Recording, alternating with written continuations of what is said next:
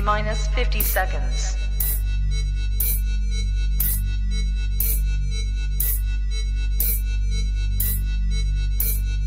T minus 40 seconds.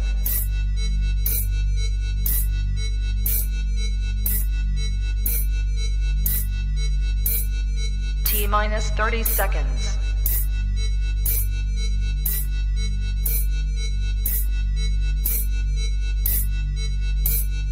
T minus 20 seconds.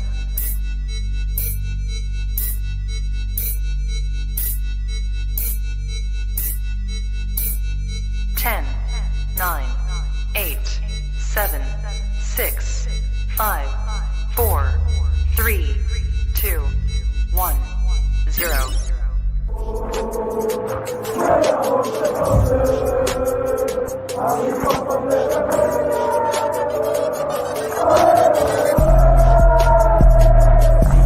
Shout out to Kop-Ish. Shout out to Kop-Ish, guys. Keep all the good work the up. two legends, Emil Heskey, Howard Gill. Can't get much better than that guy. Yeah. You know what to do now. Like, comment, subscribe. I'm with legends, guys. Kop-Ish. Good morning, lovely people. I hope you're well. Welcome back to the Meetup Show Live. Hope you're all well. Please do smash that like button, subscribe if you're new to the channel as well. Got some juicy topics to get into today. Players that have been linked, players who are apparently available for sale who could improve Liverpool's team, and some quotes from Arne Slot's press conference.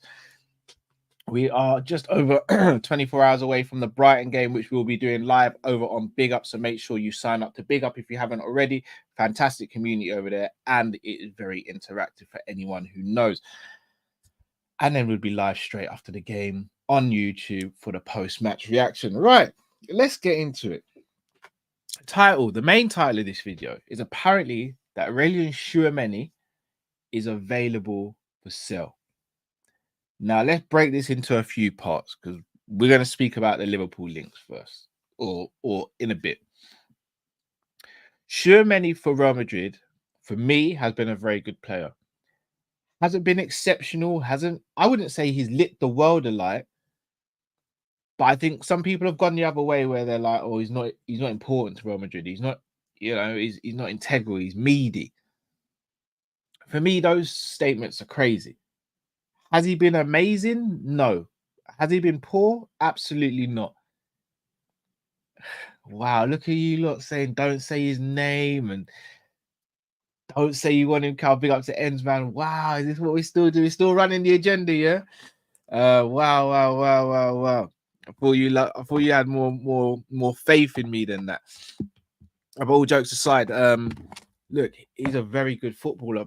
Another thing is, people forget he's actually been playing as a centre-back a lot of the time as well. So is it really fair to judge him? I mean, when Fabinho was playing centre-back, would we have judged him as a defensive midfielder? You can't. And when he has played defensive midfielder, he's been very good in my opinion. Is he better than Camavinga? In my opinion, no. Camavinga is the dream signing for me. Him and Gravenberch would be absolute perfection in that double pivot. But Real Madrid are not selling Camavinga. They are not stupid. But I'm also not saying they're stupid if they want to sell Tchouameni either. Maybe they're just looking at the squad and thinking, well, we've lost Cruz. Modric isn't really playing anymore because of his age. We may just need a controller. Now, Tchouameni's not a controller. But I wouldn't just limit him to being a destroyer either. He's more than that. In my opinion, he's press resistant. He's got a good range of passing. He's a good tackler. He can destroy if he needs to. He's imposing. He's strong. And I think he'd complement Gravenberch perfectly in that double pivot, in my opinion. But why Liverpool? Why has he been linked to Liverpool? It's obvious, isn't it? We were the team that went up against Real Madrid to try and sign Tchouameni. He rejected us and went to Real Madrid. Can't begrudge him that. It's not the hardest decision unless you're a Liverpool fanatic or you really want to play in the Premier League. It's not a hard decision to choose Real Madrid over Liverpool sometimes. You look at what they were building there at the time, it made sense why he'd want to go there. Was it unfortunate for us? Yes, because it meant we missed out on a top-class footballer and we haven't even got one in to replace that notion of getting him. Do I think he works at Liverpool now? Do I think Liverpool go back in for him? Depending on the price, I think so. Depending on what Slot wants, I think so. Hey, man, like Don Hassam in chat, guys, subscribe to Hassam's channel. This is football. I think he works at Liverpool. I think he works extremely well at Liverpool. I think he would offer so much in terms of protection for the back four. He would allow Gravenberch that license to get up and down the pitch a bit more as well. And he would allow McAllister to move into the number 10 position. For me, it's a win-win. However, what would the price be? If I'm not mistaken, Real Madrid spent about 80 million on him. He's been there since 2022. You'd be looking at around 60 mil. Now, he's 24 years old at the moment. 25, I think. 24, 25. For me, 60 mil makes all the sense in the world. For me, 60 mil is a brilliant price. For me, 60 mil, you say, go and get him. But is it a guarantee would be the only club in for him? And if so, would his head be turned again? I look at the Premier League. Would Man United going for him? Maybe. I think we can beat Man United to get Tchouameni at this stage. Was Man City going for him? I don't think so. Was Arsenal going for him? I don't think so. Does Chelsea? I don't think so either. Maybe, but I don't think so. So I kind of feel like we'd have a free run in terms of the Premier League. In Spain, he's already at Real Madrid, so no one else in Spain is going to go for him, and he's not going to go to anyone else in Spain. Italy, maybe Inter. Maybe. But I mean, goodness me, just make it happen, man.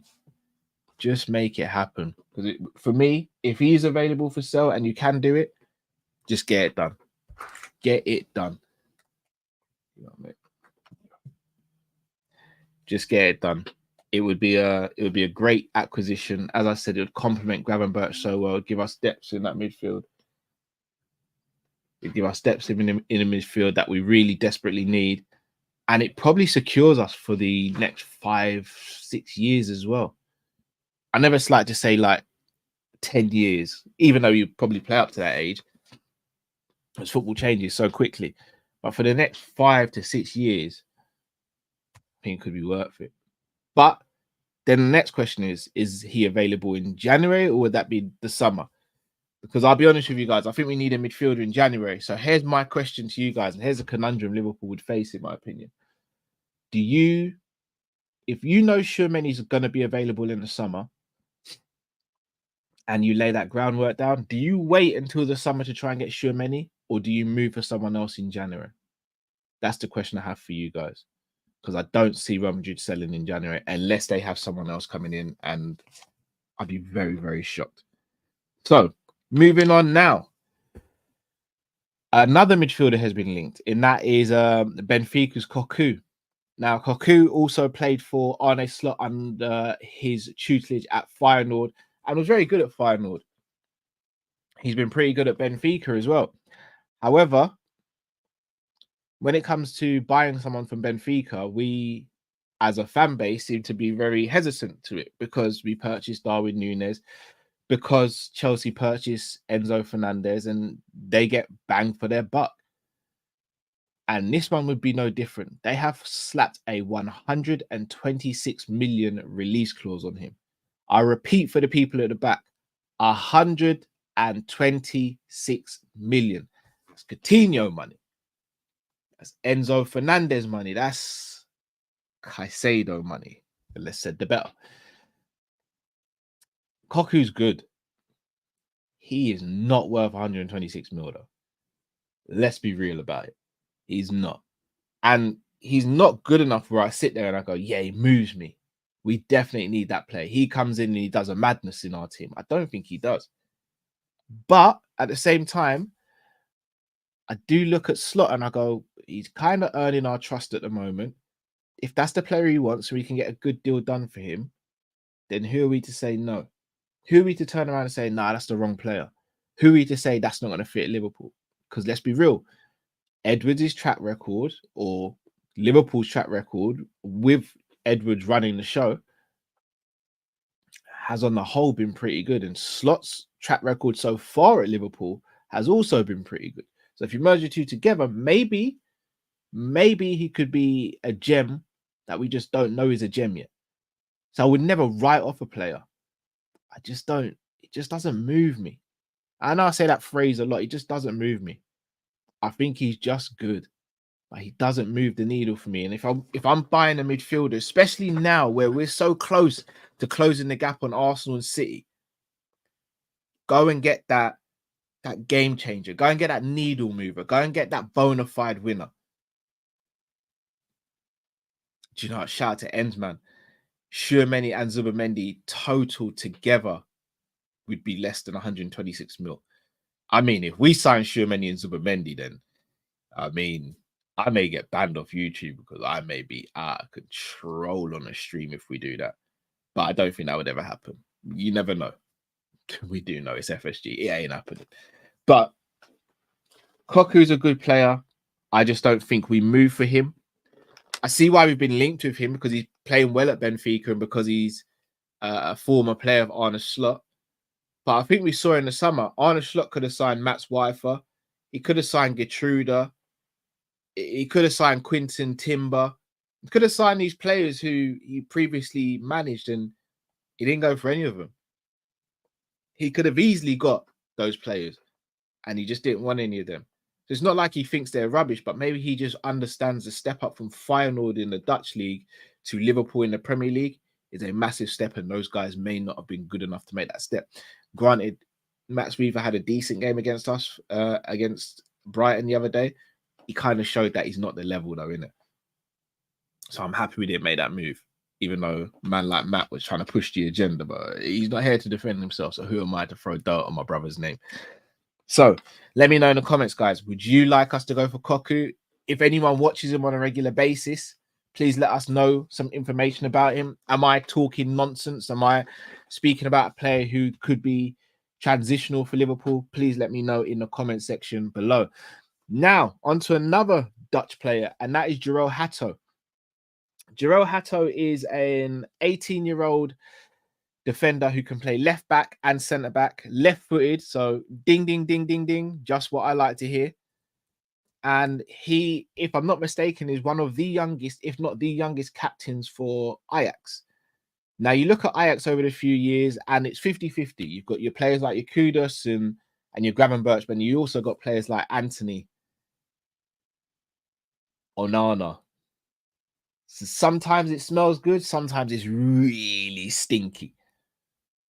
Sometimes it's good. Sometimes it's really stinky.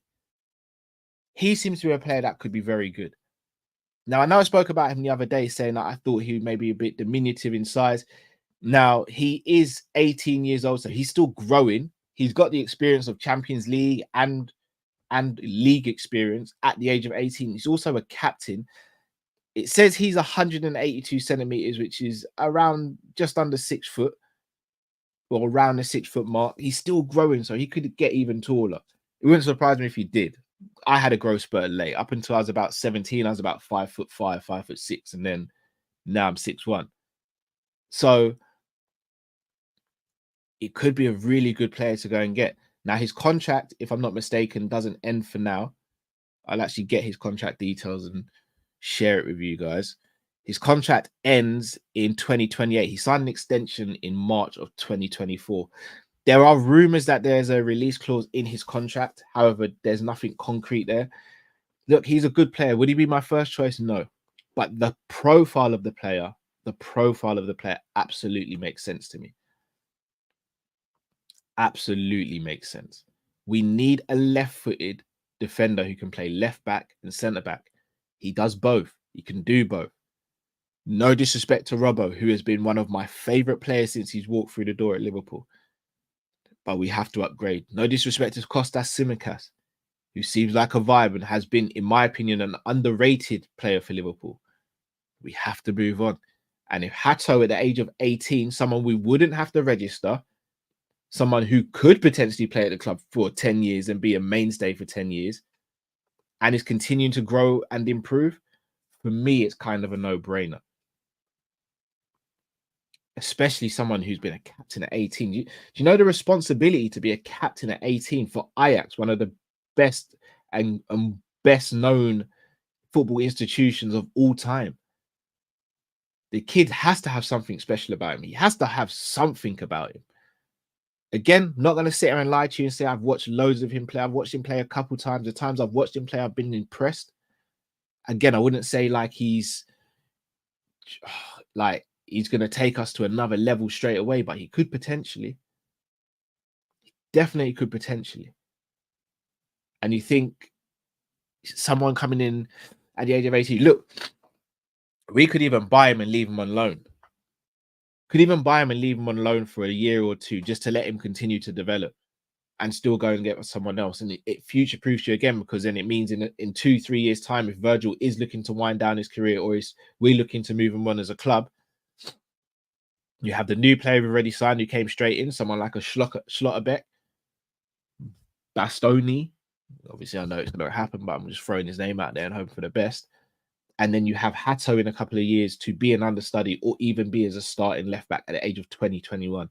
You're laughing, really. So for me, this is a player I'd probably take a punt on just because of the upside, but all remains to be seen. So let me know, guys, any people in the chat who watch the Eredivisie on a regular basis, let me know about Jorrel Hato. Is he someone we should be moving for now, or is he someone we should maybe look for in the future? Right, on to another player we've been linked to, and that is Jeremy Frimpong, the Bayer Leverkusen right back or right wing back who won the league with them last season, has been linked with a move to Liverpool to replace Trent if Trent is to move on. So you guys know me, I like a little comparison sheet. So I've just got something I prepared here where I'm going to go through and compare Trent's stats with Jeremy Frimpong stats so far this season. And again, this is going to be brand new for me. So I have not seen what the stats are because I wanted to kind of reveal it at the same time. And I hope you guys can see that. Let me just make sure. Let me just make the screen a little bigger so you guys can see it if you're watching, especially on mobile. If you haven't already, guys, as well, please do smash that like button, subscribe if you're new to the channel, please. All right. There we go. Should all be able to see that quite clearly now. So just before I go through these stats, I just want you to bear in mind, Jeremy Frimpong is a right wing back. Trent has been a right back this season, even though he does venture into the right wing back kind of position, but also inverts as well. So let's get into it. Games played 9 for Trent, 8 for Frimpong. 9 starts for Trent. He's been subbed off 4 times. Frimpong's been subbed off 3 times. Shots. Trent leads there, but they both had 2 shots on target. Frimpong's got a goal. Trent hasn't yet. Open play passes. Again, no surprise here. Trent is at the heart of a lot of what we do. He's attempted 411 and he's pulled off 299. 1 assist though for Trent as opposed to 2 for Frimpong. Chances created, again, Trent 17 is a creation monster. 11 for Frimpong. Passes attempted in total, 431 for Trent and 169 for Frimpong. So again, massive disparity there. However, the passing accuracy is better for Frimpong. Long passes attempted, again, no surprise there. Although percentage of long range passes is very much skewed because of how many Frimpong's attempted and how many Trent's attempted. Crosses attempted, again, we all know Trent gets labelled with the cross and inshallah or cross spam. Again, kind of seeing a little bit of that here.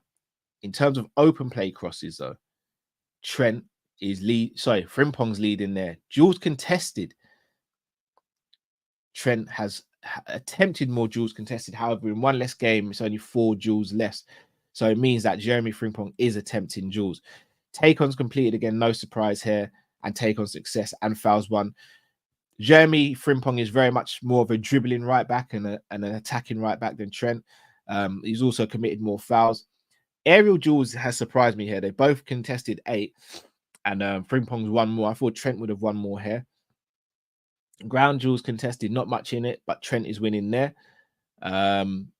Also, clearances from a defensive standpoint. Trent has had 8 clearances, 6 interceptions, and 3 blocked shots. Whereas the same for Frimpong is 2, 5, and 0, and they both had 2 and 3 yellow cards respectively. So when I look at those and I break it down, I've got to be honest. Frimpong's very good going forward. If you want a right wing back / right winger, Frimpong's a very good player. But as a right back in a slot team, if you guys pull your hair out watching Trent defend, I think it'd be even worse for Frimpong. I think Trent is a better right back than Frimpong. I think he's a better defender than Frimpong. Going forward, Trent is more decisive with his passing and can make a chance out of nothing, as we saw in the Arsenal game. But Frimpong, for me, is probably more electric down that side. He'll stretch the play more. He'll keep that fullback on their toes a bit more, the opposing fullback. And again, I'm going to say, if you're going to go out and replace Trent, if Trent has to leave, you go and replace him, it's not with Frimpong for me. Go and get defensive-minded right back or an all-round right back. But Frimpong's not the guy for me. Very good again. But he's just not the guy for me.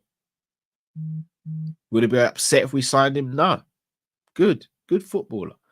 He's just not the guy to play in a back four for Liverpool in an Arne Slot system, in my opinion. For Klopp, maybe. Klopp like his fullbacks to be quite adventurous. So maybe for Klopp, yeah. But not for Liverpool under Arne Slot. And speaking of the big man himself, Arne Slot had some quotes today. Spoke about Chiesa, Jota, and Elliott, saying they'll all be back after the November international break, which is music to our ears. We wish it could have been sooner, but look, let's not rush these guys back. They are human beings. If they're able to go through their full process and come back fit and firing, then we are all laughing potentially, because they are 3 players that add massive depth to the squad. Also spoke about Jorrel Kwanzaa, saying that he thought he played a really good game. And that he was just a bit unlucky that his mistakes led directly to goals. And he said that, look, he just needs to keep on working and take that final step. So he says he's happy with Kwanzaa. So I think we should be as well. Look, Kwanzaa is not as good as what some fans have hyped, but he's definitely not as bad as what some people have said. People saying they're done with Kwanzaa and all that, I think that is very, very premature. I think he's a very good centre-back. He's very young and he's going to make mistakes. Hence why I've always said I think Ibu should be the starter ahead of Kwanzaa, unless Kwanzaa's in way better form and Ibu's in bad form. But Ibu's on another level to Kwanzaa. We've seen that now. That doesn't mean Kwanzaa's rubbish, though. Kwanzaa's a young man who's inexperienced and will gain that experience.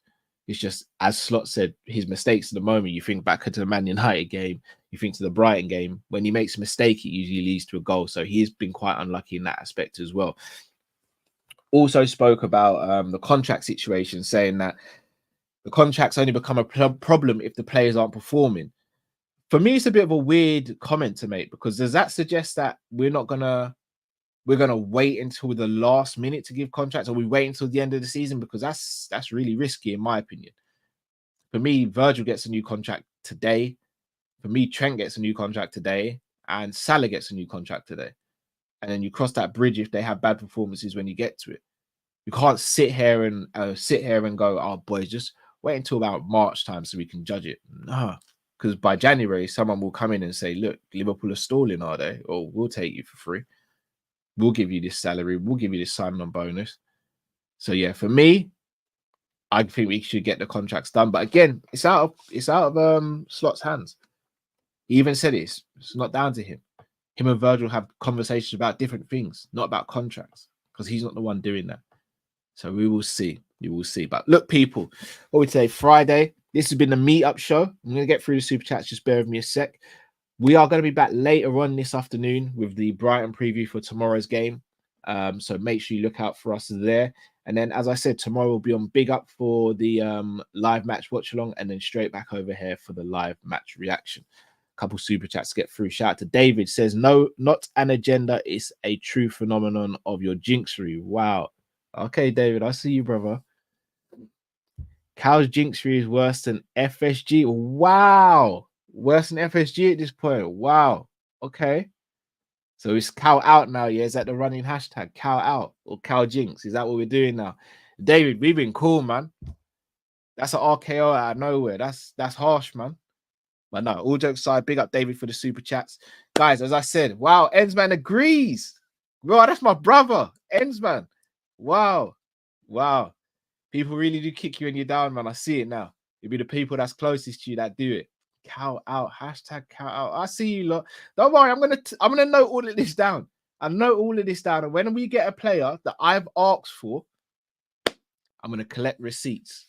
I'm gonna hand out a war of words. But nah, people, enough love to you all. If you haven't already, smash that like button on the way out. It's the only thing we ask of you. Just hit that like button. We want to get to 1,000 likes on every single video. Please keep the momentum going, people. So until we see you later on this afternoon, thanks all for watching and listening. Stay safe, stay blessed. We're Kop-Ish and we're out, people. Take care.